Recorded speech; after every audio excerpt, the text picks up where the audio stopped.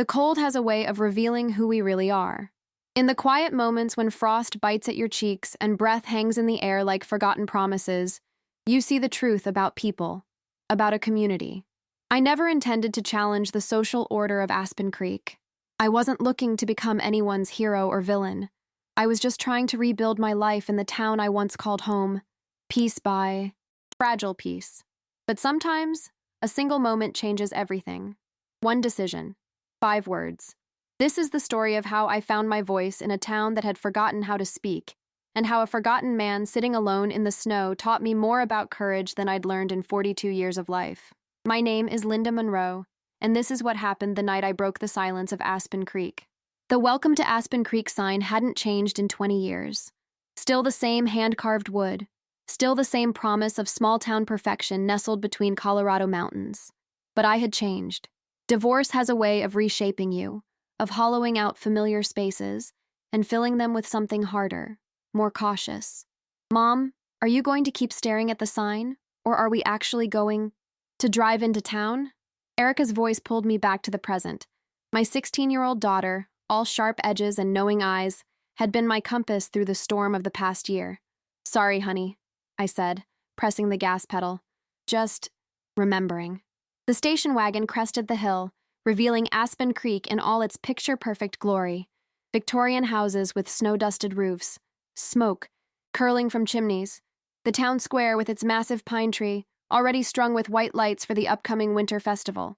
It looked like something out of a Christmas card, pristine, untouchable. Our rental house sat on Maple Street, 3 blocks from the elementary school where I'd once taught, 5 blocks from the high school where Erica would now attend. It was smaller than our house. In Denver. But after the divorce settlement, it was all I could afford. Mark had made sure of that. It's quaint, Erica said as we pulled into the driveway. The word dripped with teenage skepticism. I smiled despite myself. It's a fresh start. The key stuck in the lock, requiring a firm jiggle before the door finally swung open. The house smelled of dust and disuse, but beneath that was the faint scent of pine and possibility. Boxes loomed in the living room, our lives packed away, waiting to be reassembled. I call the bedroom with the bay window, Erica announced, already halfway up the stairs. I was about to follow when a sharp knock at the door startled me. Through the frosted glass, I could make out the silhouette of a woman. When I opened it, I was greeted by a smile so perfect, it seemed rehearsed. The woman wore a red cashmere coat, her blonde hair swept into an immaculate updo despite the wind. She held a wicker basket filled with muffins, a bottle of wine, and what appeared to be welcome pamphlets. "Linda Monroe, you're finally here!" she exclaimed, as if we were old friends. "I'm Debbie Sinclair, HOA president, and your welcome committee all rolled into one." Vaguely remembered her from high school, always surrounded by friends, always at the center of things. Time had refined her rather than aged her. Debbie, yes, thank you for the welcome. I stepped aside to let her in, suddenly conscious of my travel-worn appearance. She swept into the house, her critical gaze taking inventory. "Oh, this place needed some love, didn't it? But you've always had such a knack for making things homey." The way she said homey made it sound like a consolation prize. "We're just getting settled," I explained. Of course. She placed the basket on the counter. "This is just a little something to make your first night easier." The pamphlets outline our community guidelines. Garbage collection days, approved exterior paint colors, lawn maintenance, expectations. Nothing too restrictive. She laughed lightly. "We just maintain certain standards here in Aspen Creek." I nodded, leafing through the thick booklet. "This is comprehensive." "That's me. Always thorough." She glanced at her watch. "I should let you unpack. Oh, the Winter Bonfire Festival is coming up in 2 weeks. It's our biggest event of the year. The whole town comes out. You simply must volunteer. I'm chairing the committee, of course." "That sounds nice. I'd love to help," I said, meaning it. Getting involved seemed like the best way to rebuild connections. "Perfect. I'll email you the details." She headed toward the door, then paused. "Oh, and Linda, I was so sorry to hear about your divorce. That must have been difficult." Her voice carried the cadence of sympathy, but her eyes held something else, a calculation, an assessment. "Thank you. We're doing fine," I replied, my smile as practiced as hers. After she left, I stood at the window, watching her cross the street. She stopped to chat with another neighbor, both of them glancing back at my house. I couldn't hear what they were saying, but I recognized the tilt of their heads, the gesture of confided secrets. Some things about small towns never change. I was unpacking dishes when Erica appeared in the kitchen doorway. So that was the neighborhood queen bee? I laughed. That obvious, huh? Mom, she practically had a crown tattooed on her forehead. Erica grabbed an apple from the basket. I bet she color coordinates her sock drawer. Be nice, I chided, but without conviction. I am being nice. I didn't say anything about the 5-inch snow boots with 3-inch heels. I was about to respond when movement outside caught my eye. An elderly man was shuffling down the sidewalk, hunched against the cold. He moved with painful slowness, his cane slipping slightly on the icy path. As he passed our driveway, he glanced up. Our eyes met briefly through the window. There was something in his gaze, a wariness perhaps, or a resignation. "Who's that?" Erica asked, following my stare. "I don't know." As we watched, the man nearly lost his footing on a patch of ice. Instinctively, I moved toward the door, but before I could open it, he'd recovered and continued on, disappearing into the house next door. "Looks like our neighbor," I murmured. Later that evening, after we'd created some semblance of order from the chaos of boxes, I sat on the porch with a cup of tea, watching darkness settle over Aspen Creek. The streetlights cast pools of golden light on the snow, and in the distance, I could hear the faint sound of Christmas music from someone's open window. The porch light next door flickered on, illuminating our elderly neighbor as he collected his mail. In the harsh light, I could see his face clearly for the first time, deeply lined, with thick white eyebrows and a look of dignified fatigue. "Good evening," I called out, raising my mug in greeting. He looked up, startled, as if unaccustomed to being addressed. "Evening," he replied after a moment, his voice a gravelly rumble. "I'm Linda Monroe. My daughter and I just moved in." He nodded slowly. "Harold Wexley." He seemed about to say more, then thought better of it. "Welcome to the neighborhood, Ms. Monroe." "Thank you, and it's Linda, please." He gave another short nod before turning back toward his door, moving with that same careful, painful gait. Something about his solitary figure against the darkening sky tugged at me. There was a story there, a history, in the way people have of sensing things about others who have weathered similar storms. I recognized a familiar loneliness in Harold Wexley. As I watched him disappear into his house, I couldn't shake the feeling that I'd just glimpsed something important, something that would matter to my new life in Aspen Creek. I just didn't know how much. My first week back in Aspen Creek passed in a blur of unpacking boxes, helping Erica navigate her new school, and trying to find substitute teaching positions in the district. I'd applied for full-time openings, but until something came through, I needed the income that subbing could provide. Each morning I watched Harold Wexley leave his house at precisely 8:15 a.m. He would carefully lock his front door, test the handle twice, and then make his slow journey down the street. I never saw anyone visit him.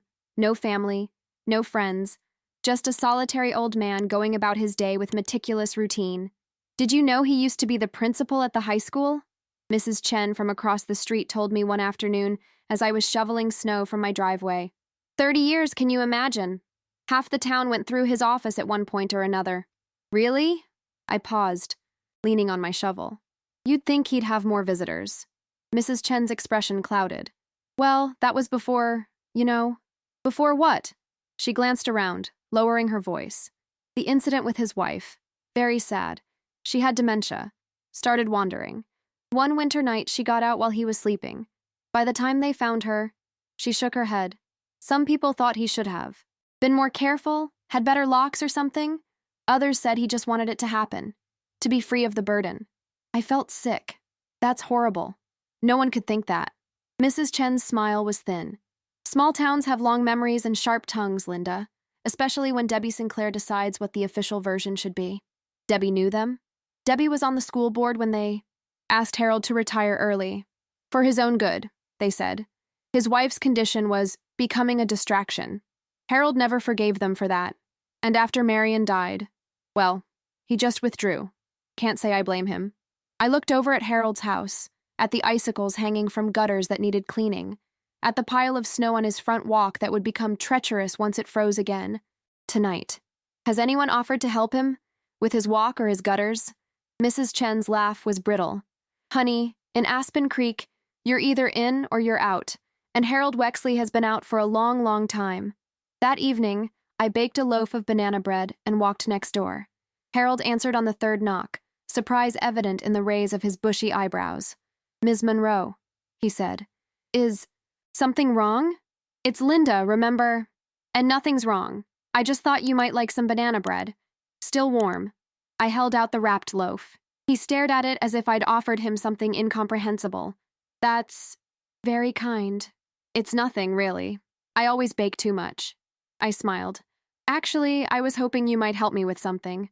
I'm looking for teaching positions and since you were in education." Understanding dawned in his eyes. "You'd like my advice? If you have time."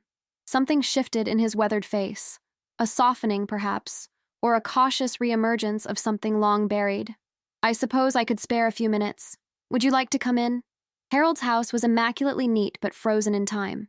The furniture was decades old, well-maintained but worn. Photos lined the mantel.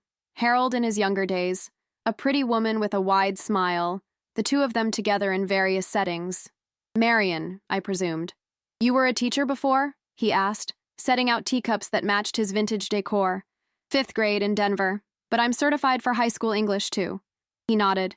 "They're always short on good English teachers.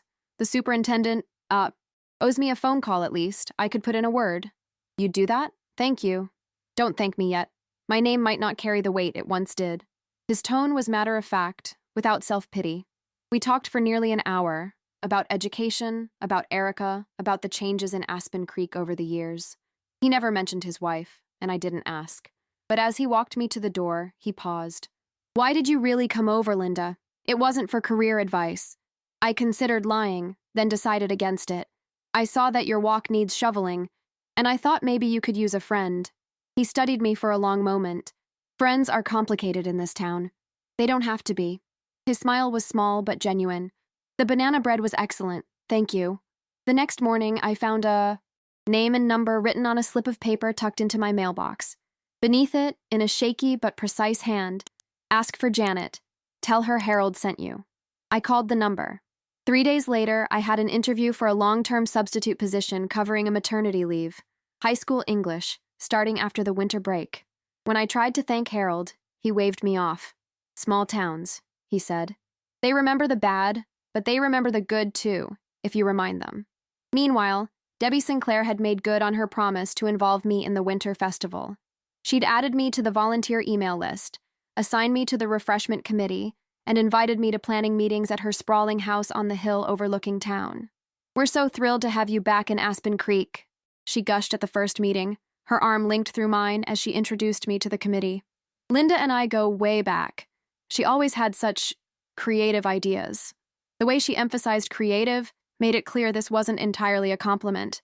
The committee meeting was less about planning and more about Debbie delegating. She'd already decided everything, from the exact shade of blue for the decorations to the precise placement of each fire pit in the town square. "Linda, you'll handle the hot chocolate station," she announced. "Simple enough, right? Just follow the guidelines in the packet." The guidelines were 8 pages long and included specific instructions on cup temperature, marshmallow size, and approved stirring techniques. "Is all this really necessary?" I asked, flipping through the pages. Debbie's smile never wavered. "We have standards to maintain. The Aspen Creek Winter Bonfire isn't just any event. It's a tradition. Some things are worth doing right." Afterward, as I was leaving, I overheard her speaking to another committee member. "She's been through a rough time, poor thing. That awful divorce. We should make her feel included even if she's a bit out of step with how we do things now." I pretended not to hear, but the words stung more than I wanted to admit. I'd been back in town less than 2 weeks, and already I was being defined by my failures, categorized as someone to be pitied rather than respected. As I walked home through the gathering dusk, snow began to fall. Soft, fat flakes that melted on my cheeks like tears. The town glittered around. Me, every house already decked for Christmas with tasteful white lights and matching wreaths. Every house except Harold's, which stood dark and unadorned, and now, mine. Tomorrow, I decided. Tomorrow I would get Christmas lights. I would bake cookies for Erica's new classmates. I would draft the perfect email to the superintendent before my interview. I would prove I belonged here again. But as I Past Harold's house, I noticed his front walk was still unshoveled, the snow piling higher. Without hesitation, I veered into his yard, borrowed the shovel leaning against his porch, and began to clear the path. I was nearly finished when his porch light flickered on. He stood in the doorway, watching me with an unreadable expression. "You don't need to do that," he said finally. "I know." I kept shoveling. "People will talk." I looked up at him, this proud, isolated man. "Let them." Something like amusement crossed his face. "You've changed, Linda Monroe." "We all have, Mr. Wexley." "Harold," he corrected. "If we're going to scandalize the neighborhood together, you might as well use my first name." I laughed, and the sound carried in the still night air, a small act of defiance, against the whispered judgments of Aspen Creek. What I didn't know then, what I couldn't have known, was how soon that defiance would be tested, and how completely it would change us both. As December deepened, Aspen Creek transformed itself into a winter wonderland. Main Street twinkled with thousands of white lights, and every shop window featured elaborate displays of mountain charm. The closer we got to the Winter Bonfire Festival, the more the town seemed to vibrate with anticipation. I was starting to find my rhythm, volunteering at Erica's school, preparing for my upcoming teaching position, and slowly making connections with neighbors. Not everyone in town operated under Debbie Sinclair's influence, I discovered. There were pockets of warmth, like Carlos Martinez, the local carpenter, who fixed my broken porch step without being asked, or Mrs. Chen, who brought over homemade dumplings and neighborhood gossip in equal measure. "You're making waves, you know," Mrs. Chen told me one afternoon as we watched Erica help Harold clear his driveway. My daughter had taken it upon herself to check on him daily, sometimes bringing homework to do at his kitchen table. "What do you mean?" I asked. "People talk about the woman who befriended Old Man Wexley." She smiled. "Some think you're a saint, others think you're after his house." I nearly choked on my tea. "His house? That's ridiculous. This is Aspen Creek, Linda. No good deed goes unanalyzed." She patted my arm. "But some of us remember what this town used to be like, before Debbie and her crowd decided who belonged and who didn't." 2 days before the festival, I received an elegant envelope in the mail, heavy cream paper with my name written in perfect calligraphy. Inside was an invitation to Debbie's exclusive pre-festival cocktail party. "Only for key volunteers," the handwritten note explained. "Black tie optional, 7 p.m. sharp."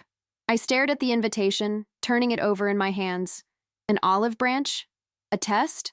Or just Debbie being Debbie, making sure everyone knew who controlled the social calendar? "Are you going?" Erica asked, peering over my shoulder. "I'm not sure." I tucked the invitation away.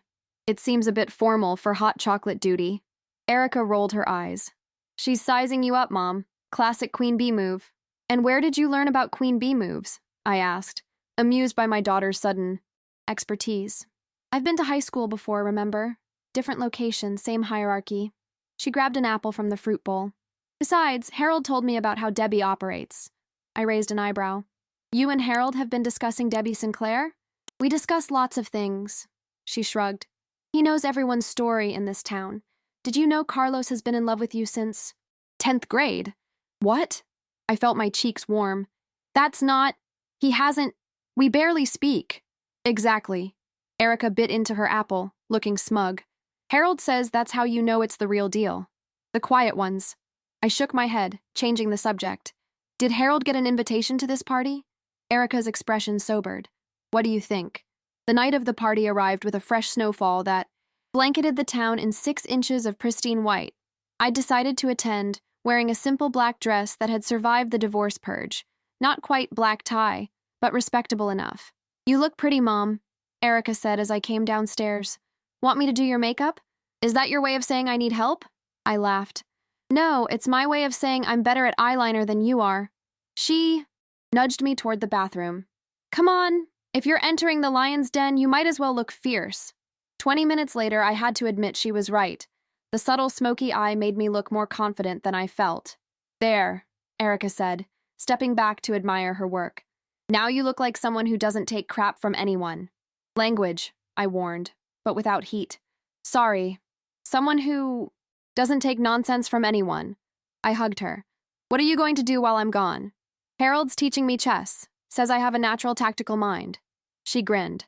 I think that was his polite way of saying I'm sneaky. I hesitated at the door. Are you sure you're okay with me going? We could have a movie night instead. Mom. She gave me a gentle push. Go. Make nice with the popular kids. I'll be fine. Debbie's house was exactly what you'd expect. A sprawling mountain modern home with floor-to-ceiling windows overlooking the town below. Valets in red vests took cars at the circular driveway, and the sound of a string quartet drifted through the open front door. Linda, you made it. Debbie air-kissed both my cheeks. She wore a fitted red gown that probably cost more than my monthly rent. Don't you look comfortable? Thank you for inviting me, I said, ignoring the backhanded compliment. Your home is beautiful. Oh, this old place. We're actually thinking of upgrading next year. Richard wants something with a better view of the ski slopes. She linked her arm through mine. Come, let me introduce you to everyone who matters. What followed was a whirlwind tour of Aspen Creek's elite, the bank president, the hospital board members, the owners of the most successful businesses. Everyone seemed to know each other intimately, sharing inside jokes and referencing past events I hadn't been part of. I smiled and nodded, feeling increasingly like an exhibit on display.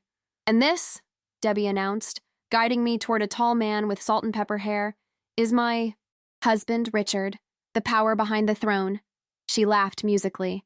Richard, darling, this is Linda Monroe. She's back in town after her divorce. Richard Sinclair shook my hand, his grip firm.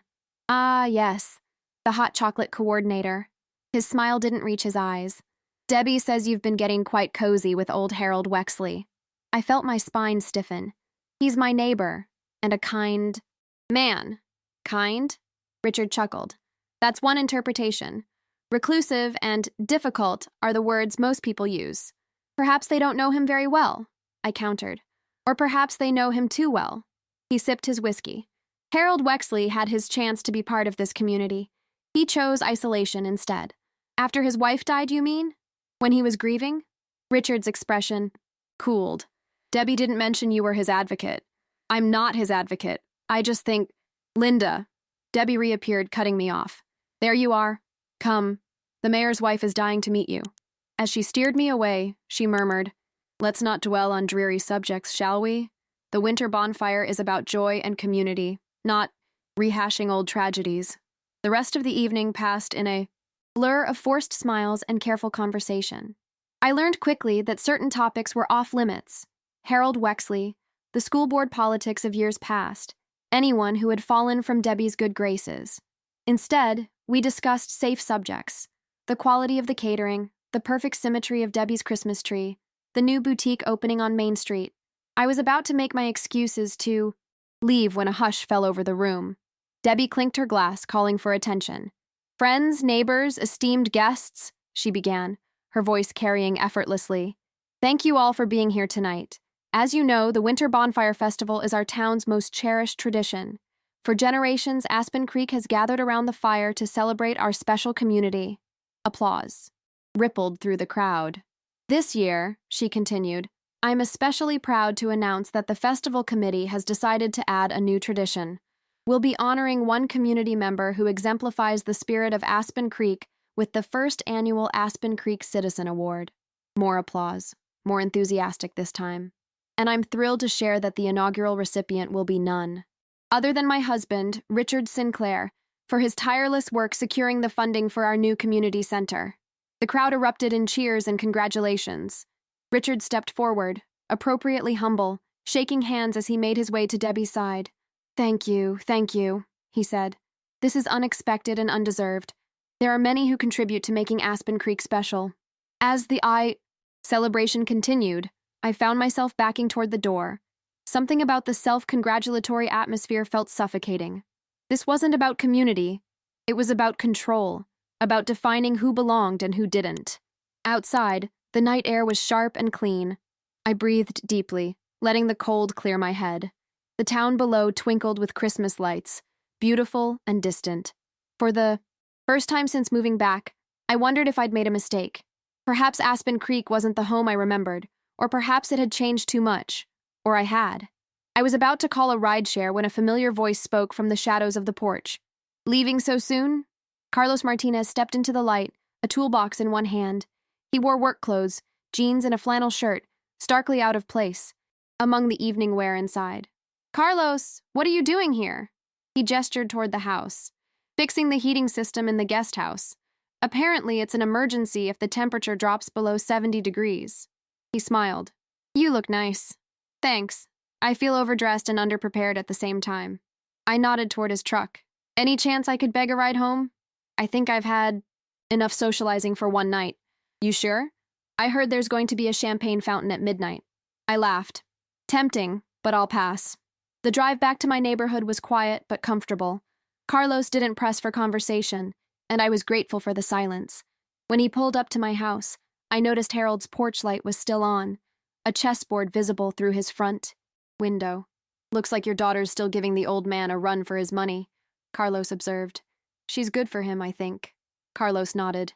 "You both are."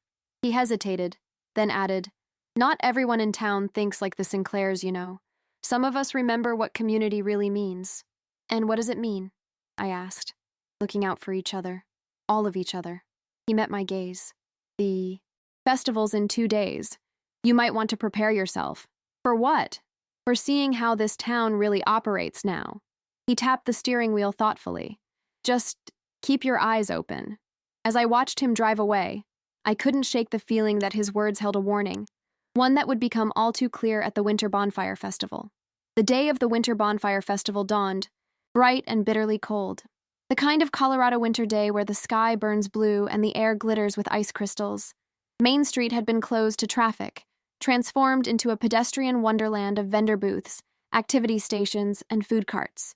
At the center of the town square stood an enormous pine tree, waiting for the ceremonial lighting that would happen at dusk. I arrived early, for my shift at the hot chocolate station, bundled in my warmest coat and the hand-knitted scarf Erica had given me for Christmas the year before.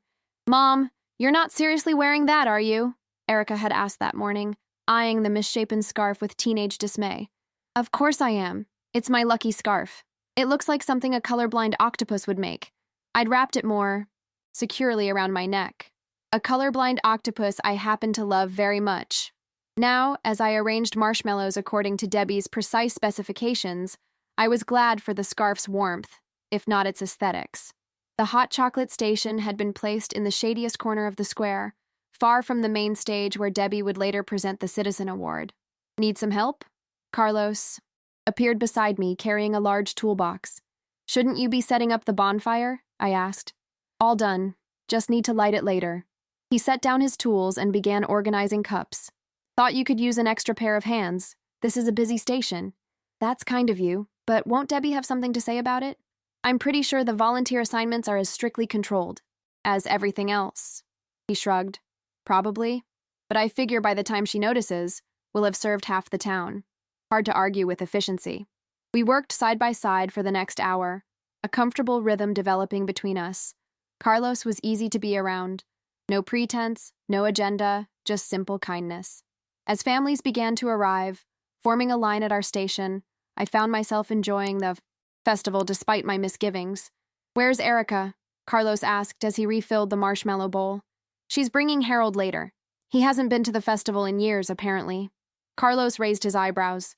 "Harold Wexley is coming to the winter bonfire? Now that's something I never thought I'd see." "It took some convincing," I admitted, "but Erica can be very persuasive when she wants to." "Be? Like mother, like daughter."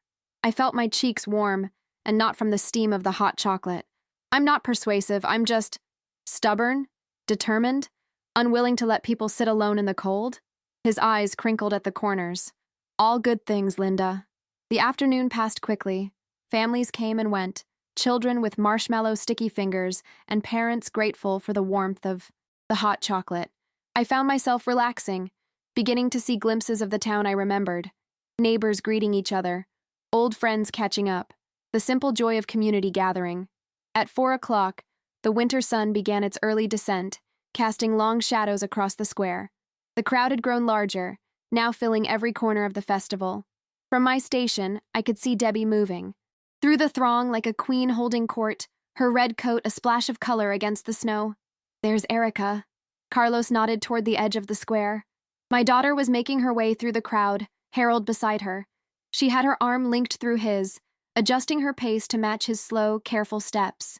Harold looked smaller somehow, hunched against the cold, his eyes darting nervously. As people turned to stare, "I should go help them," I said, already removing my apron. "Go, I've got this covered." I weaved through the crowd, reaching Erica and Harold just as they approached the central area where benches had been set up around the unlit bonfire. "Mom!" Erica waved. "Look who decided to join society." Harold gave a thin smile. "Your daughter is very insistent. One of her many qualities," I said, taking his other arm. "Come on, let's find you a good seat." We guided him toward the benches, but as we approached, I noticed something odd. People were shifting away, suddenly finding reasons to stand elsewhere. A space cleared around us, as if by unspoken agreement. Harold noticed it too. I felt him stiffen beside me, his steps faltering. "Perhaps this wasn't a good idea," he murmured. "Nonsense," I said firmly. "You have as much right to be here as anyone." We found a bench, and Harold sank onto it gratefully. Erica sat beside him, already launching into a detailed critique of the festival decorations, trying to distract him from the stairs. I was about to join them when a familiar voice called my name. "Linda, there you are!" Debbie approached, her smile fixed and bright. "I've been looking everywhere for you. We need more help at the cider station." "I'm on break," I replied, "just spending some time with my daughter and our neighbor." Debbie's gaze slid to Harold, then quickly away, as if the sight of him was uncomfortable. "Oh, how nice. Well, when you're done, we really could use the help. I'll be there shortly." She hesitated, clearly wanting to say more, then thought better of it and moved on, her heels crunching in the snow. "She hasn't changed," Harold said quietly, still afraid to get her hands dirty with anything unpleasant. "What do you mean?" Erica asked. Harold shook his head. "Ancient history. Nothing for you to worry about." As dusk deepened into evening, the festival lights came on, transforming the square into a magical landscape of twinkling gold and white. The crowd gathered around the massive pine tree, counting down for the lighting ceremony. When the tree burst into radiant light, a cheer went up, echoing against the mountains. "It is beautiful," Harold admitted, his breath clouding in the cold air. "Worth coming out for?" I asked. "The jury's still out on that." But there was a softness in his eyes I hadn't seen before, a cautious enjoyment perhaps, or a remembered pleasure. The ceremony moved to the center of the square, where Debbie took the stage, microphone in hand. Richard stood beside her, the perfect political couple. "Friends and neighbors," she began, her voice amplified across the square. "Welcome to the 75th Annual Aspen Creek Winter Bonfire Festival." Applause and cheers erupted from the crowd. As many of you know, this festival began as a way to bring light to the darkest time of year, to remind us that even in the cold, we have each other. That warmth comes from community.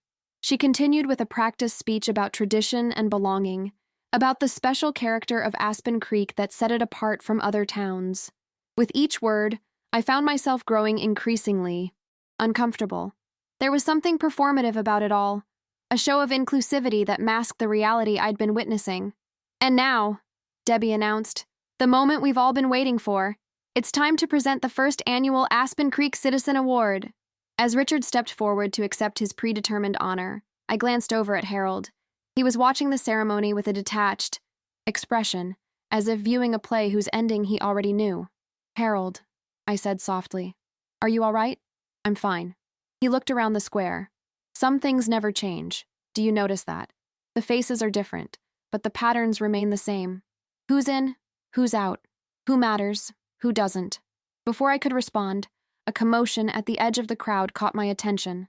Two young boys were shoving each other, their voices rising in anger.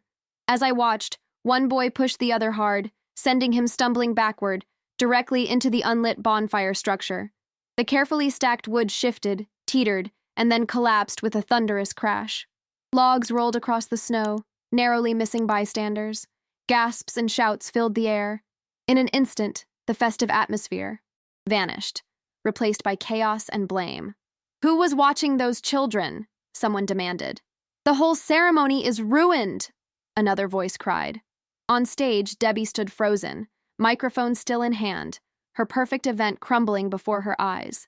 Then, recovering her composure, she spoke. "Everyone, please remain calm. Our volunteers will rebuild the bonfire and will continue with the lighting. As planned. In the meantime, please enjoy the other festival attractions. But rebuilding a structure that had taken days to perfect wasn't a simple task. As Carlos and other volunteers hurried to salvage what they could, I could see Debbie's expression hardening, her gaze searching the crowd, looking for someone to blame. Her eyes landed on Harold. "This is why we have procedures," she murmured too. Richard, just loud enough for those nearby to hear. "This is what happens when we let just anyone attend." Harold's face remained impassive, but I saw his hands tighten on his cane. Beside him, Erica's eyes flashed with anger. "That's not fair," she said, her voice carrying. "Mr. Wexley didn't do anything." Heads turned. Debbie's smile thinned. "Of course not, dear. I was speaking generally about proper supervision." But the damage was done. The whispers had already started, rippling through the crowd like wind through dry leaves. As night fell completely, I sensed the mood of the festival shifting into something uglier. The warmth of community I'd glimpsed earlier was being replaced by something colder, more exclusive. Boundaries were being drawn, silently but unmistakably. And somehow, Harold Wexley had become the dividing line. An hour passed. The volunteers had managed to partially rebuild the bonfire, though it was a shadow of its former glory. The crowd had thinned somewhat, but most people remained, drawn by the promise of the lighting ceremony and the warm food and drinks still being served. I'd returned to the hot chocolate station, where Carlos joined me after helping with the reconstruction. "That was a mess," he said, wiping sweat from his brow despite the cold.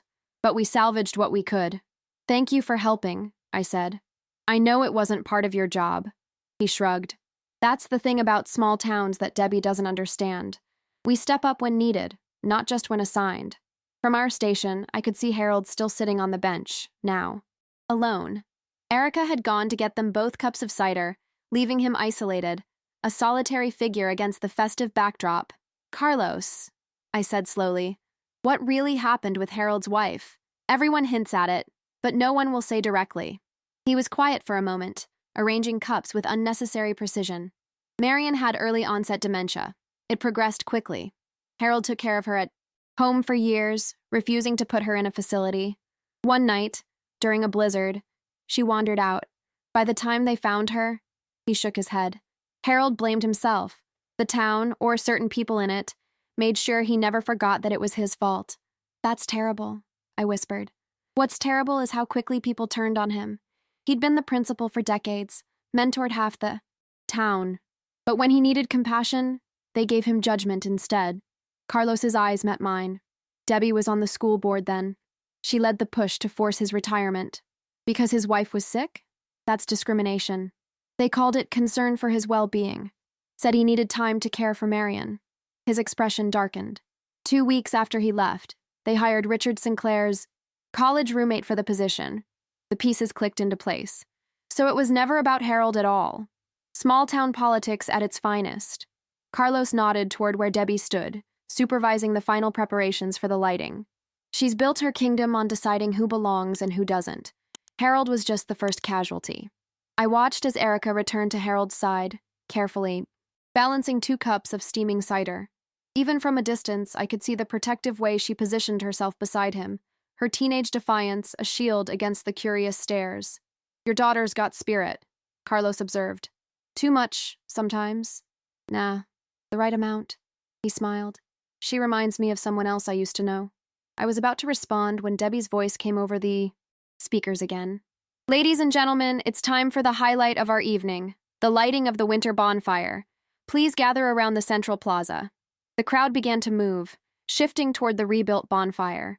Carlos touched my arm lightly. "I should go. I'm handling the lighting." "Be careful." "Always am." He hesitated, then added, "Keep an eye on Harold. This part of the festival, it might be hard for him." I made my way through the crowd to where Erica and Harold sat.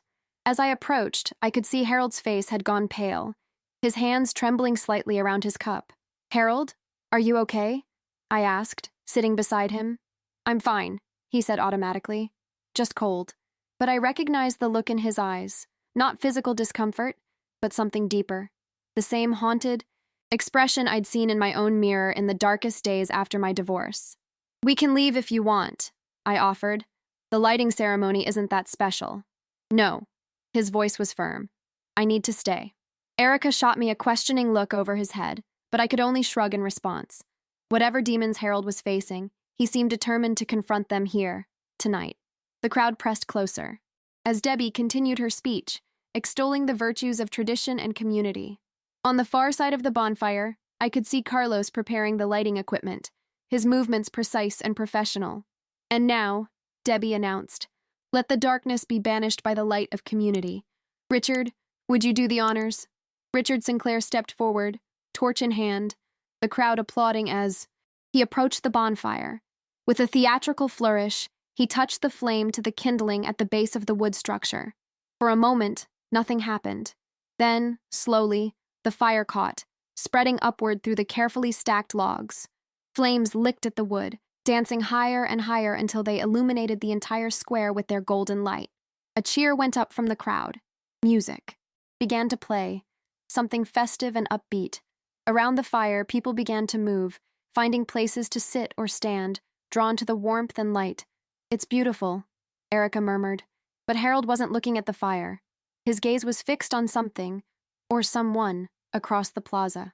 Following his line of sight, I saw Debbie directing volunteers to set up chairs around the fire, creating a circle of seating, good spots, prime viewing. But I noticed something else. She was carefully selecting who was invited to sit where, her smile tight as she guided certain people forward and subtly blocked others. Let's get closer, Erica suggested. I'm freezing out here on the edge. Harold didn't move. They won't want me there. Don't be silly, she said. It's a public event. Come on. Before I could intervene, Erica had taken Harold's arm, gently but firmly helping him to his feet.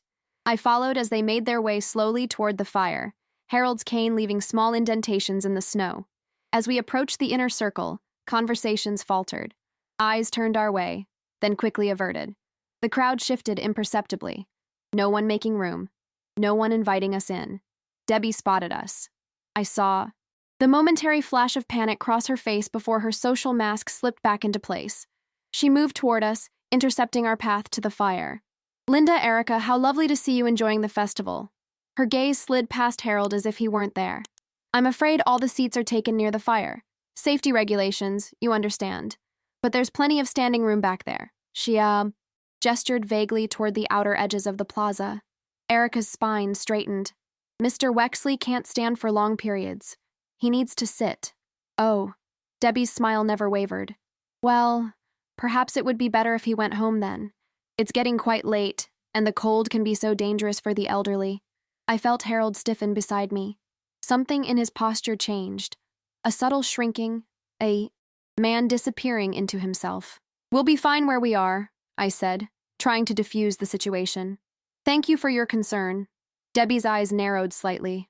Linda, could I speak with you privately for a moment? She drew me a few steps away, her voice lowering to a confidential murmur. I know you're trying to be kind, but bringing Harold here was a mistake. Many people in town still associate him with that terrible tragedy. His presence makes them uncomfortable. His presence, or your discomfort with him, I challenged. Her smile tightened. I'm thinking of everyone's enjoyment. This is supposed to be a celebration, not a reminder of the darkest chapter in our town's history. He's a person, Debbie, a member of this community who deserves respect. Of course he does. Just, perhaps not here. Not tonight. She glanced back at where Harold stood with Erica. Look at him, Linda. He doesn't even want to be here. You're putting him through this to prove some point. I followed her gaze. Harold did look uncomfortable. His shoulders hunched, his expression strained. But there was something else there too. A dignity. A quiet determination in the way he stood his ground despite the stares and whispers. The only point I'm trying to prove, I said carefully, is that Aspen Creek should be better than this. Debbie's expression hardened. Be careful, Linda. You've only just returned. You don't understand how things work now. I understand perfectly. I turned away from her, returning to Harold and Erica. Let's find somewhere to sit, I said, loud enough for others to hear. We began to make our way around the edge of the circle, looking for an opening, a place where Harold could rest. But everywhere we turned, the same pattern repeated. Averted gazes, shifted positions, the subtle message that he was not welcome. Carlos appeared at my elbow, his face tight with concern. Everything okay? No, I admitted quietly. It's not. He surveyed the situation quickly, then nodded toward a spot on the far side of the fire. Over there. I set up some extra chairs earlier. He led us around the perimeter, to a place where 3 chairs sat slightly apart from the main circle. Not the best view, not the warmest spot, but at least somewhere Harold could sit with dignity. As Harold sank gratefully into a chair, I saw Debbie watching us from across the fire, her expression unreadable in the flickering light. Richard stood beside her, whispering something in her ear that made her nod sharply. I should have stayed home, Harold murmured, his voice barely audible over the crackling fire and cheerful music. No, Erica said firmly. You belong here as much as anyone. For the next half hour, we sat quietly, watching the festivities continue around us. Children roasted marshmallows at the edges of the fire under careful supervision. Couples huddled together for warmth. The music played on, festive and bright, but our little group remained isolated, as if surrounded by an invisible barrier. No one approached. No one spoke to us. Even people Harold had taught years ago, people whose lives he had influenced, kept their distance, their discomfort obvious. I watched his face in the firelight, saw the resignation there, the acceptance of his place, or lack of place, in this community. And something inside me began to burn hotter than the bonfire before us. This wasn't right. This wasn't what community meant. This silent exile, this cruel ostracism of a man who had already lost so much. Then I saw it. Across the plaza, at the edge of the firelight, an elderly man sat alone on the curb. No chair, no blanket, just him, shivering in the cold, watching the celebration from a distance. It wasn't Harold. It was Mr. Peterson, the former town librarian. Another elder, another person deemed not quite worthy of inclusion in Debbie Sinclair's vision of Aspen Creek. I looked around the plaza with new eyes, suddenly seeing what I had missed before. The subtle hierarchies, the invisible boundaries. Who sat close to the fire and who stood in the shadows. Who was greeted warmly and who was merely tolerated. This wasn't community. This was exclusion dressed up as tradition. Harold followed my gaze, spotting Mr. Peterson. Something shifted in his expression. Recognition, perhaps, of a shared exile. He shouldn't be sitting there, Harold said quietly. Not in this cold. No, I agreed. He shouldn't. I stood up, decision made. I'll be right back. Mom, Erica's voice held a warning note. It's okay, I assured her. I'm just going to fix something that should have been fixed a long time ago. I walked through the crowd with purpose, ignoring the curious glances. The snow crunched beneath my boots, each step, carrying me closer to Mr. Peterson, who sat hunched and alone on the cold curb. He looked up as I approached, surprise flashing across his weathered face. He was in his 80s at least, white hair thin beneath a worn knit cap, his coat too light for the bitter cold.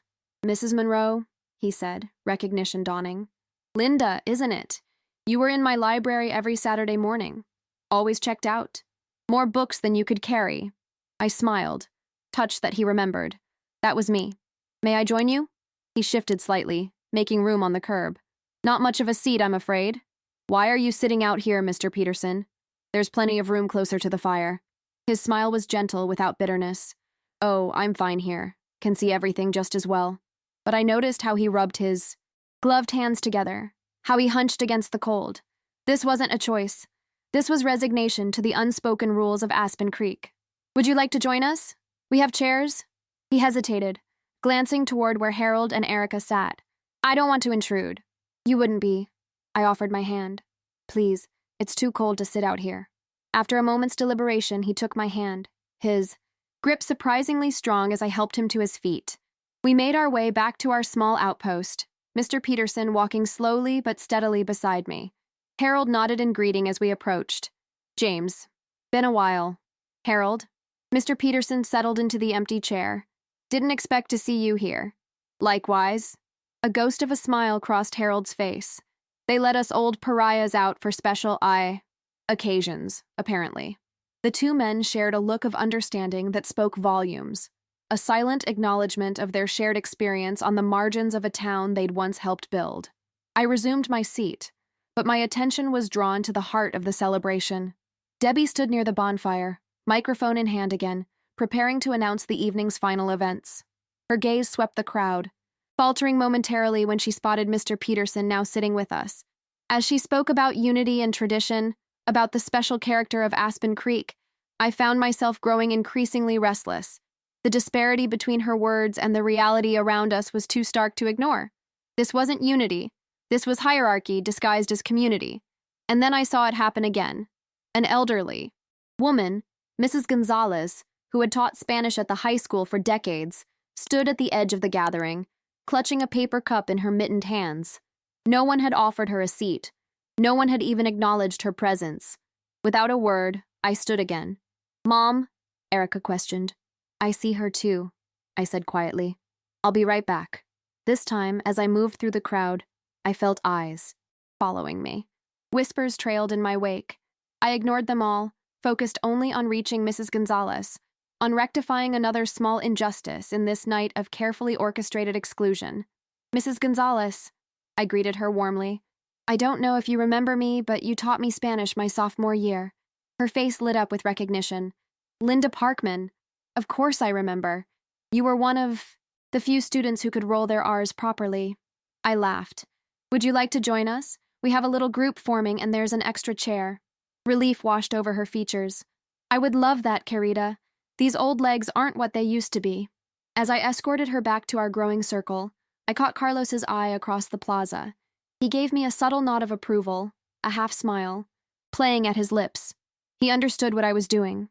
One by one, I gathered them. The forgotten elders of Aspen Creek, Mr. Peterson, Mrs. Gonzalez, then Mr. Takahashi, the former high school science teacher, Mrs. Whitman, who had run the bakery for 30 years before arthritis forced her to sell, each person who had been pushed to the periphery, deemed less worthy of comfort and inclusion. Carlos appeared with more chairs, setting them up without comment, expanding our circle. Erica fetched hot drinks. Harold, seeming to draw strength from the growing company, straightened in his seat, his voice growing stronger as he engaged in conversation with his peers. Our quiet rebellion didn't go unnoticed. I could feel Debbie's gaze burning into me as our group grew, as laughter began to rise from our corner of the plaza. She continued her duties as hostess, but her smile had grown fixed, her eyes cold whenever they drifted in our direction. The festival was reaching its crescendo. The bonfire blazed high, casting dancing shadows across the square. The music swelled. Volunteers began distributing sparklers to the children, their faces glowing with excitement in the firelight. It should have been a perfect moment, the epitome of small-town celebration. But the divisions remained, invisible yet impenetrable, the worthy and the forgotten, the welcomed and the tolerated. And then I saw him. Harold had risen from his chair, moving with slow determination toward the curb at the edge of the plaza, away from our group, away from the fire's warmth. At first I thought he was leaving, overwhelmed by the evening, but he stopped at the curb and simply sat down, alone in the snow. "Harold?" I called, starting toward him. "What are you doing?" He didn't answer, just sat there, his hands folded over the top of his cane, his face expressionless. The sight of him, this proud, dignified man deliberately removing himself from even our small circle of outcasts, struck me like a physical blow. This was what years of subtle exclusion had taught him, that he didn't belong anywhere, not even among the marginalized. "Mom, what's he doing?" Erica appeared at my side, her voice tight with concern. "I don't know," I admitted, "but I'm going to find out." I crossed to where Harold sat, kneeling beside him in the snow. "Harold, please come back to the group. It's too cold to sit here." He looked at me, his eyes tired but clear. "This is where I belong, Linda. This is where they want me." "That's not true, isn't it?" He nodded toward the main celebration, where Debbie was now leading everyone in a traditional carol, her voice carrying sweet and clear through the night air. "Look at them. Look at how easily they forget, how comfortably they exclude." I followed his gaze, taking in the scene, the perfect picture of community that masked the reality of who was left out in the cold. "I've accepted it," Harold continued. "Maybe it's time you did too. This isn't the Aspen Creek you remember. Maybe it never was." Something inside me snapped, not in anger, but in clarity. A moment of perfect understanding of what needed to be done. I stood, offering my hand to Harold. "Come with me." He looked up, confusion crossing his face. Where? To where you belong. After a moment's hesitation, he took my hand. I helped him to his feet, supporting him as we moved slowly, deliberately toward the heart of the celebration, toward the bonfire where Debbie and Richard held court, where the right people gathered in their carefully curated circle. I could feel the attention of the crowd, shifting, conversations faltering as people noticed our approach. Harold's steps grew hesitant. Linda, he murmured, this isn't necessary. It is, I replied, my voice steady despite the hammering of my heart. It absolutely is. We reached the inner circle just as Debbie concluded the carol. For a moment, she didn't notice us, basking in the applause. Then she turned, her smile freezing as she took in the sight of Harold and me standing at the edge of her perfect gathering. The crowd fell silent. All eyes turned to us, to Harold, who stood straight despite his years, his dignity intact despite everything they had done to strip it away. Linda, Debbie's voice was honey over ice. Is everything all right? I met her gaze directly. No, everything is not all right. I looked around at the faces surrounding us, neighbors, former friends, people who had allowed this exclusion to become tradition. And then I spoke, my voice carrying clearly across the sudden silence. This is not who we are. 5 words, simple, direct. A challenge and a plea all at once. Debbie's smile remained fixed, though her eyes narrowed slightly. I'm not sure what you mean. I think you do. I gestured to Harold, then toward our small group of elders at the edge of the plaza. Look at who's sitting in the cold. Look at who's been pushed aside. Murmurs rippled through the crowd. Some looked away, uncomfortable. Others stared, uncertain. These people built this town, I continued, my voice growing stronger. They taught our children, stocked our libraries, baked our bread, and now they sit in the snow while we pretend not to see them. Harold stood perfectly still beside me, his expression unreadable, but I felt his hand tighten slightly on my arm, not in warning, but in support. This is supposed to be about community, I said, about bringing light to the darkness. But what kind of light excludes? What kind of warmth leaves people to shiver alone? Debbie stepped forward, her composure slipping just slightly. Linda, this is hardly the time or place. It's exactly the time and place. I turned to address the crowd directly. Look around you. Really look. Is this who we want to be?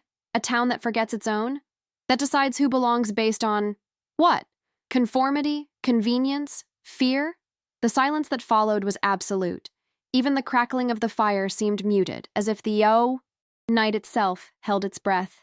Then, from the back of the crowd, a single figure moved forward. Carlos, his face resolute in the firelight. She's right, he said simply. He crossed to where Mrs. Gonzalez sat and offered his arm. May I, senora? Confusion gave way to understanding in her eyes. She took his arm, allowing him to escort her toward the fire, toward the heart of the celebration where she had been unwelcome moments before. It was like watching ice crack on a frozen lake. Slowly at first, then with gathering momentum. One person stepped forward, then another. Mr. Riley, the hardware store owner, went to Mr. Peterson. Mrs. Chen approached Mr. Takahashi. One by one, the elders were brought forward, guided to seats of honor near the fire. Not with grand gestures or speeches, but with simple acts of recognition and respect. I turned to Harold, whose eyes had grown bright with unshed tears. Your turn, I said softly. But before I could lead him forward, the crowd parted. Richard Sinclair stood before us, his expression unreadable in the firelight. Harold, he said, his voice formal, there's a seat by the fire. It would be an honor if you would join us. For a long moment, Harold didn't move. Then, with deliberate dignity, he stepped forward, accepting the offered place, not as a concession, but as his right. I remained where I was, watching as the barriers fell, as the invisible lines of exclusion were crossed and redrawn, not by my words alone, but by the quiet awakening they had triggered in others. Debbie stood apart, her perfect smile gone, her control of the narrative slipping away. Our eyes met across the plaza. In hers, I saw anger, confusion, and perhaps, beneath it all, a glimmer of recognition, of truth acknowledged, however reluctantly. This was not who we are. This was not who we should be. And in that moment, everything changed. The Winter Bonfire Festival didn't end with my 5 words, or with Harold taking his rightful place by the fire. The music continued. The sparklers were lit. Marshmallows were toasted. But something fundamental had shifted in the fabric of Aspen Creek that night, a small tear in the carefully constructed social hierarchy that Debbie Sinclair had maintained for years. As I stood watching the scene unfold, Erica appeared at my side, her eyes wide with a mixture of pride and astonishment. "Mom," she whispered, "did you just stage a revolution?" I laughed softly. "Hardly. I just reminded people of something they already knew. Still, that was pretty badass." "Language," I reminded her automatically, but without conviction. She slipped her arm through mine. "Look at Harold. I've never seen him smile like that." It was true. Harold sat near the fire, engaged in conversation with the mayor and several other town officials. His posture had changed, shoulders straighter, head held higher. He looked, for the first time since I'd returned to Aspen Creek, fully present, fully himself. "Linda." Carlos approached, 2 cups of hot cider in his hands. He offered one to me. "Thought you might need this. It's cold out here." "Thank you." Our fingers brushed as I took the cup, and I felt a warmth that had nothing to do with the steaming cider. "That was something," he said, nodding toward the reconfigured gathering around the bonfire. "What you did. It wasn't just me." "No, but you were the spark." His eyes met mine, serious and intent. "Sometimes that's all it takes." We stood in companionable silence, watching the celebration continue with its new, more inclusive energy. Children darted between groups of adults. Laughter rose above the music. The boundaries that had seemed so impenetrable an hour ago had dissolved into something more fluid, more open. Not everyone was pleased with the change. Debbie stood at the edge of the gathering, her smile fixed, but her eyes cold as she observed the new social order taking shape. Richard beside her, whispering in her ear. Few of their closest allies huddled nearby, shooting occasional glances in my direction. "You've made some powerful enemies tonight," Carlos observed, following my gaze. "They were never going to be my friends anyway." He chuckled. "True enough." As the evening wound down, people began to drift homeward, the crowd thinning as families with young children departed first. I found myself reluctant to leave to break the spell of this transformed community. But the temperature was dropping rapidly, and exhaustion was beginning to set in. "We should get Harold home," I said to Erica, who had been chatting animatedly with a group of her new classmates. "I think he's got that covered," she replied, pointing. I turned to see Harold deep in conversation with the mayor and his wife. As I watched, the mayor's wife took Harold's arm, helping him to his feet with gentle deference. "We'll see you home, Harold," I heard her say. "It's right on our way." Harold caught my eye across the plaza and gave a small nod, acknowledgement, gratitude, and reassurance all at once. He was okay, more than okay. "Well," I said, surprised, "I guess we're free to go whenever you're ready." Erica yawned dramatically. "I'm ready. My toes went numb about 20 minutes ago." We said our goodbyes, accepting thanks and congratulations from people who had barely acknowledged us earlier in the evening. The sudden warmth felt both gratifying and slightly uncomfortable. I hadn't done this for recognition. As we were leaving, Debbie intercepted us at the edge of the square. "Linda," she said, her voice as brittle as the icicles hanging from the eaves around us. "What an interesting contribution you made to our festival." "Thank you, Debbie. It was a lovely event." Her smile never reached her eyes. "You know, in Aspen Creek we value tradition, stability, the way things have always been done. Sometimes traditions need to evolve," I replied evenly, "to make sure they're serving everyone." She stepped closer, lowering her voice. "Let me be clear. What you did tonight, that little display of social justice, it won't change anything. Not really. Not in the long run. It already has." Her laugh was soft and cold. "You've been gone a long time, Linda. You don't understand how things work here anymore. Who holds the power? Who makes the decisions? Maybe that's the problem," I suggested. "Maybe power shouldn't be held. Maybe it should be shared." Her eyes narrowed. "Be careful. You've only just returned. It would be a shame if your position at the school became complicated." The threat was veiled but unmistakable. I felt Erica stiffen beside me, ready to jump to my defense, but I placed a gentle hand on her arm. "Good night, Debbie," I said calmly. "Thank you again for a memorable evening."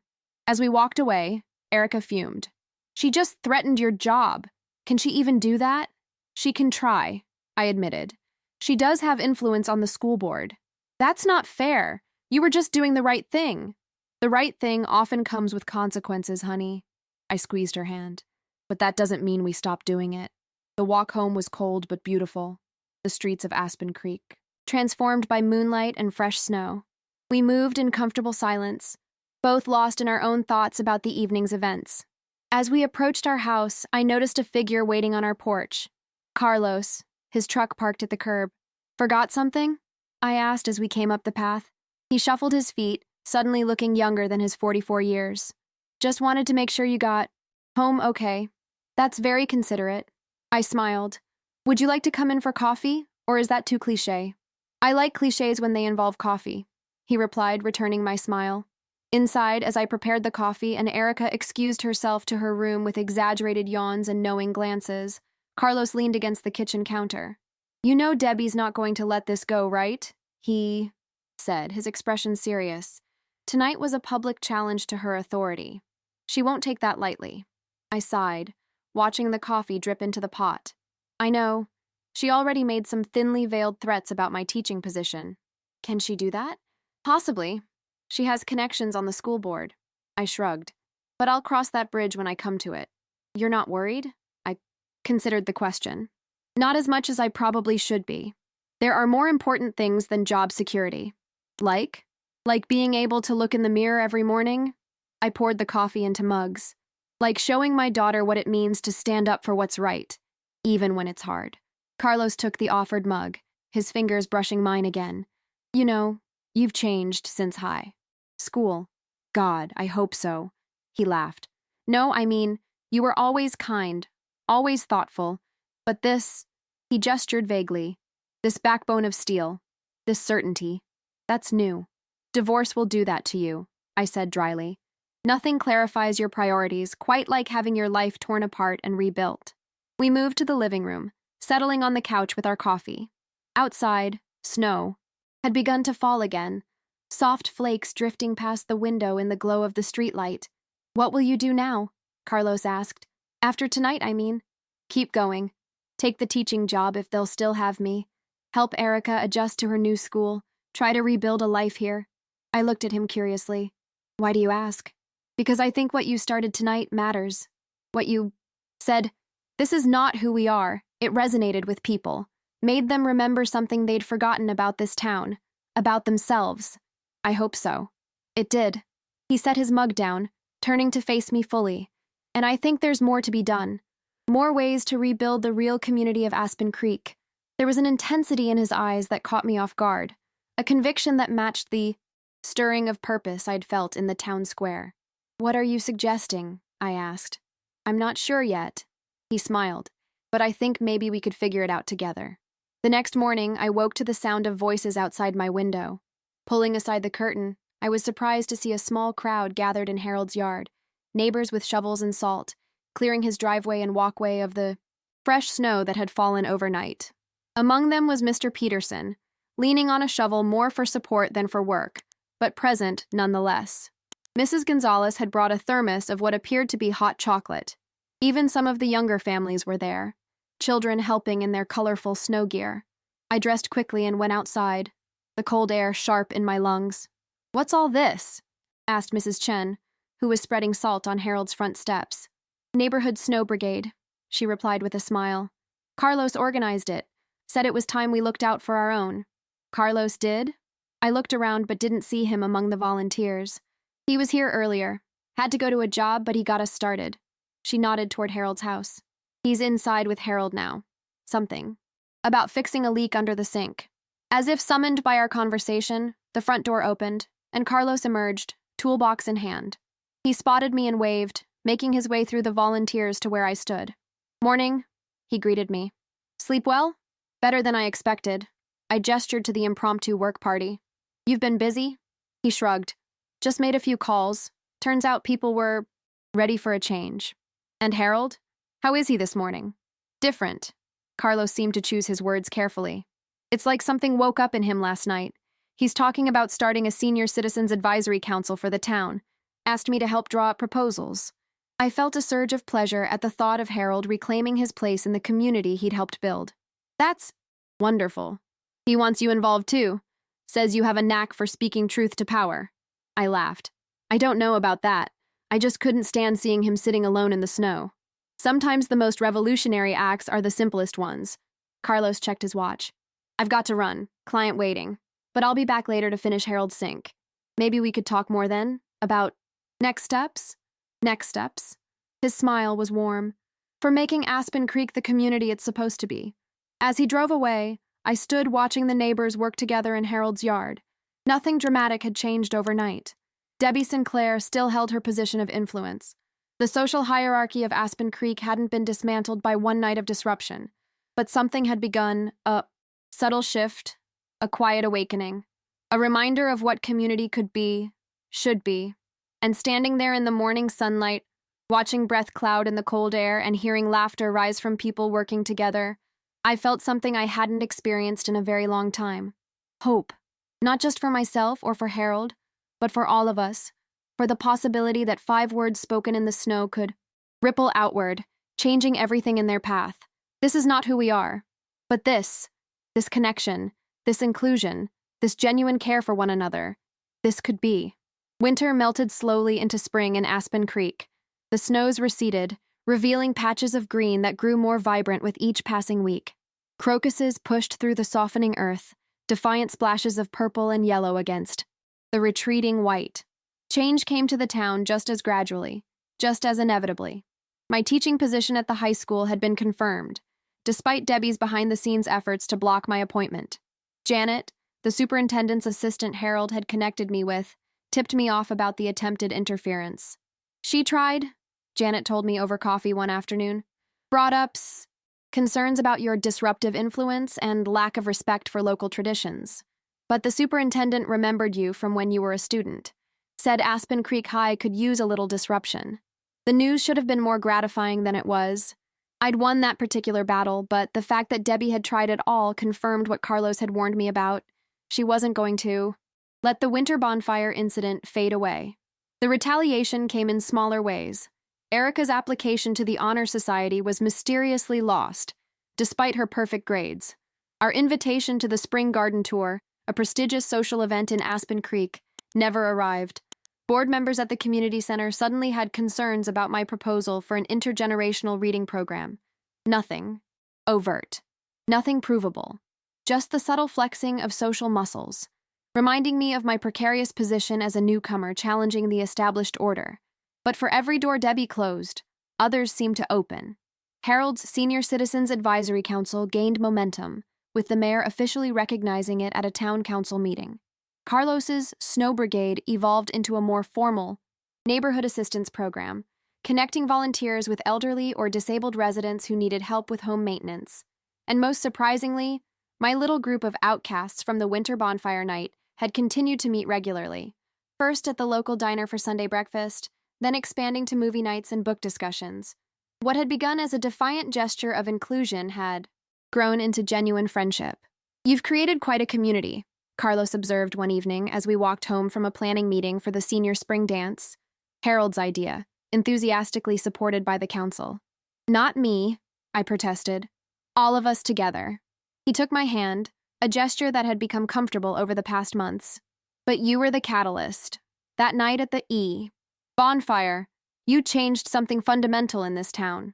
For some people, I acknowledged. Not for everyone. The divide in Aspen Creek had become more pronounced, not less. Those who embraced the more inclusive vision of community that had emerged that night at the bonfire, and those who, like Debbie, clung to the old hierarchies, the controlled access to belonging. 2 versions of Aspen Creek, existing side by side, overlapping but distinct. Rome wasn't built in a day, Carlos reminded me. Change takes time. I know. I just wish... What? I sighed. I wish it didn't have to be an either-or proposition. Us versus them. I wish we could all just be a community, the way a town should be. He squeezed my hand. Maybe someday. The day of the senior spring dance arrived with perfect May weather, sunshine and mild temperatures, the mountains still snow-capped against a brilliant blue sky. The community center had been transformed with spring flowers and twinkling lights, creating an atmosphere of simple elegance. Harold, as the head of the advisory council, would open the event with a short speech. I'd helped him prepare it, though he hardly needed my assistance. The former principal had rediscovered his voice over the past months, growing more confident with each council meeting, each small victory for the senior residents of Aspen Creek. I arrived early to help with final preparations, Erica in tow. My daughter had volunteered to photograph the event for the town newsletter, her camera, a Christmas gift from her father, hanging around her neck. "Mom," she said, suddenly, pausing in her arrangement of name cards, "is that Debbie Sinclair?" I looked up, surprised. Debbie stood in the doorway of the community center, immaculately dressed as always, surveying the decorations with a critical eye. Richard hovered behind her, checking his watch as if he had somewhere more important to be. "It is," I confirmed. "I didn't expect her to come. Neither did anyone else, from the looks of it." Indeed, the volunteers had fallen silent, watching Debbie with wary expressions. She hadn't actively opposed the senior spring dance, but she hadn't supported it either, making her presence now unexpected and slightly unsettling. I should go say hello, I decided. Be right back. I crossed the room, conscious of eyes following my progress. Debbie saw me coming and straightened, her smile polite but cool. "Linda, the place looks charming." "Thank you, Debbie. We're pleased with how it turned out." I nodded to Richard. "I didn't expect to see you both here. The community center board should be represented at all major events," she replied smoothly, "even those organized by alternative committees." I let the slight pass. "Well, we're glad to have you. The dance starts at 7, but there's a reception beforehand for the advisory council members and their families." "Yes, I saw that on the program." Her gaze drifted past me to where Harold was directing the placement of chairs, his voice carrying with gentle authority. "Mr. Wexley seems to have found his second wind." There was something in her tone. Not quite mockery, but not respect either, a sort of detached assessment, as if Harold were a curiosity rather than a person deserving of dignity. Before I could respond, the door opened again, and a group of senior residents entered, chatting animatedly among themselves. Mrs. Gonzalez spotted Debbie and faltered mid-sentence, her smile fading. The awkward moment hung in the air until Harold looked up, noticed the new arrivals, and crossed the room with purpose. "Mrs. Gonzalez, Mr. Takahashi, welcome," he greeted them warmly. His gaze shifted to Debbie and Richard, acknowledging them with a slight nod. "Mr. and Mrs. Sinclair, thank you for coming." Debbie's smile remained fixed. "We wouldn't miss it. The community center supports all Aspen Creek initiatives." "How generous," Harold replied, his tone neutral, but his eyes sharp. "Perhaps you'd like a tour of the arrangements? As board members, your input would be valuable."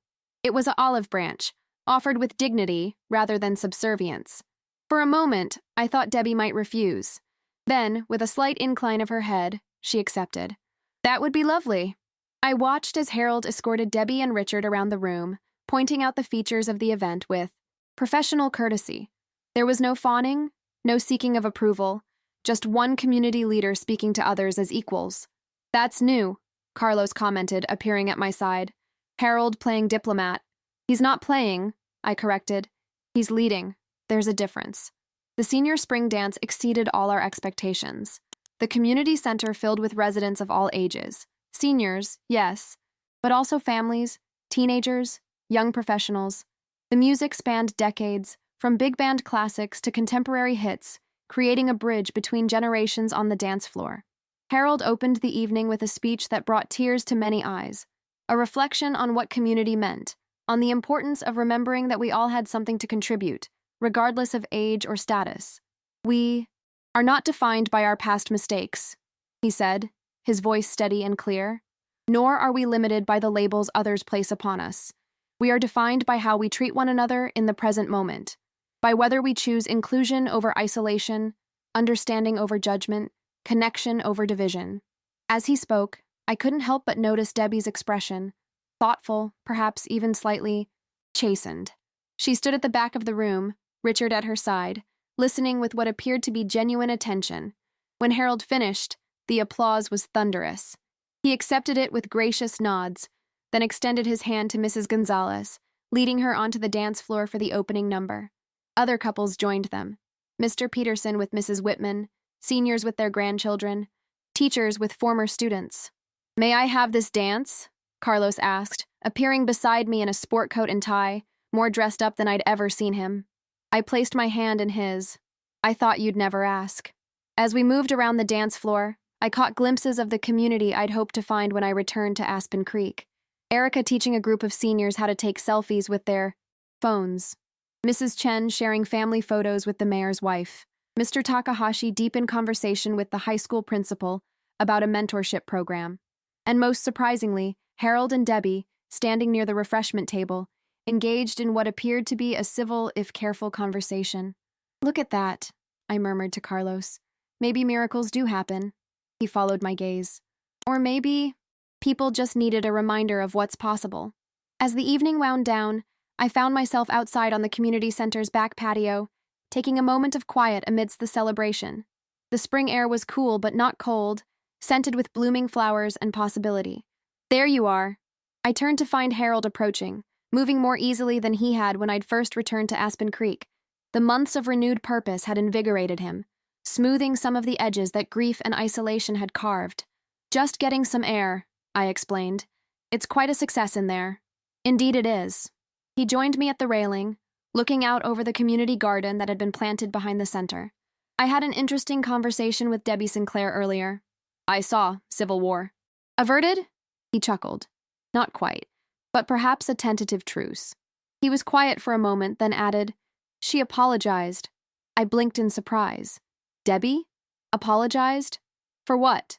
"For how the school board handled my retirement, for how the town responded after Marion died." His voice held no bitterness, only a calm acceptance. "She said she'd been thinking about it since the winter bonfire. About what you said that night. This is not who we are." I murmured.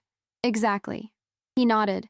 "She said it made her question some of the decisions she's made as a community leader, the lines she's drawn between who belongs and who doesn't." "Do you believe her?" Harold considered the question. "I believe she meant it in the moment. Whether it translates to lasting change." He shrugged. "Time will tell." From inside, the music shifted to a slower tune, something gentle and nostalgic. Harold listened for a moment, a smile touching his lips. "Marion loved this song," he said softly. "We danced to it at our wedding." The simple statement, offered without the weight of grief that had shrouded him for so long, felt like its own kind of miracle. "Harold," I said, "I'm so glad I moved back to Aspen Creek." He patted my hand. "So am I, Linda. So am I."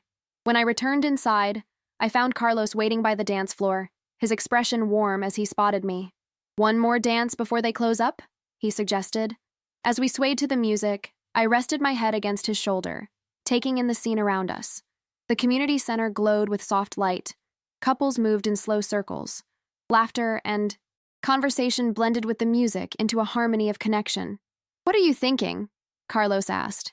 "I'm thinking about that night at the bonfire," I replied. "About how sometimes the simplest actions can change everything. Like helping an old man out of the snow.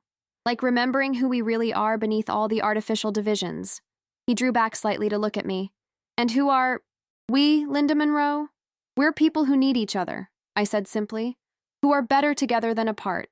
Who have the capacity for both tremendous cruelty and extraordinary kindness." "And you believe the kindness wins in the end?" I thought about Harold's renewed purpose, about Debbie's tentative apology, about a town slowly remembering what community meant.